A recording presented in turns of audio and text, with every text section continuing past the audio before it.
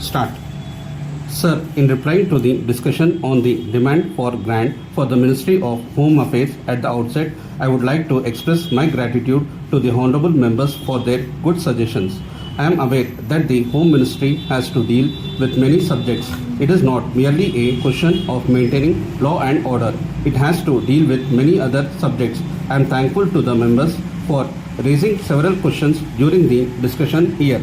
It will not be my endeavor to deal with all the points that have been raised. It may not be possible. I shall deal with some of them and will try to clarify certain points that have been raised. I would like to point out that the question of administration is important for any democratic government, and especially in our country after independence, when we have taken up a particular ideal to be achieved. There can be no doubt that the activities of the government have increased. So it is necessary that we should train our personnel so that they may be able to meet the needs of the people. But as has been rightly said by many honorable members, it is not a question merely of making some administrative changes. It may be that we are able to make a few changes here and there, but the most important thing is to train our officers in such a way that they are responsive to the needs of the people. If I met our young officers at any time, the first thing that I say is that if anybody comes to them to make representations, they must not only hear him but think that what he says may be right.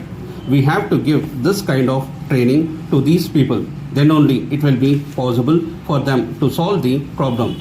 As honorable members are aware, we have at present various training institutions. As a matter of fact, our officers get training there, but I think that the type of training requires change.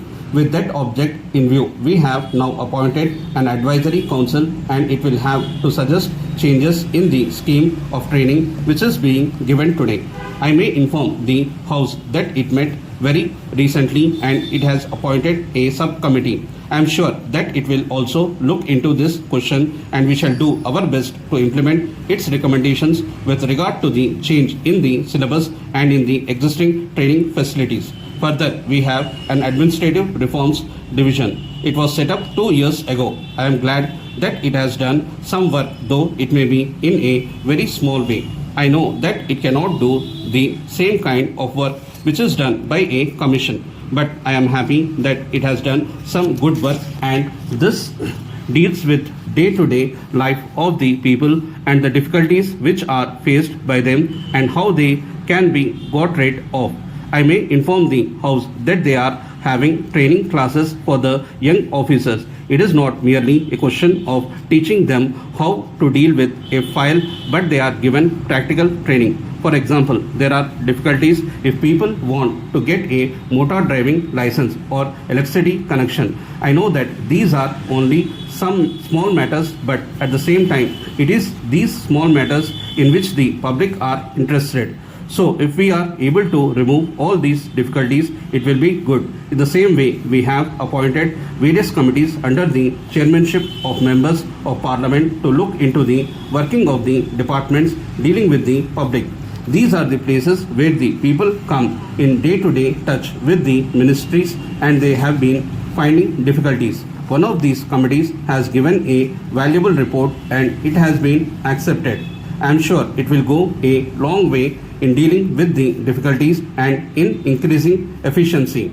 I am aware that minor changes here and there may not help us in changing the whole administrative machinery to deal with the present task before us. I am glad that we have been able to set up the Administrative Reforms Commission. I would request that we may give them full cooperation so that we may be able to bring about the necessary changes in the administrative machinery.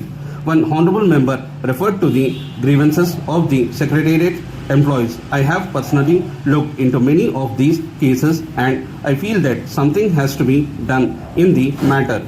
The committee is meeting shortly and it will look into it because these questions are numerous, so it will take some time. I have no doubt that all central government employees will at least feel that their grievances are being looked into. Though it may not be possible for us to redress all their grievances, they must certainly feel that there is somebody to look into them. As regards the joint consultative machinery, there is no compulsion on anybody to join it. The three important matters in which the employees are interested are the conditions of service, hours of work, and leave. Now, all these cases will be compulsorily referred to for arbitration. Sir with in time వచ్చిందా?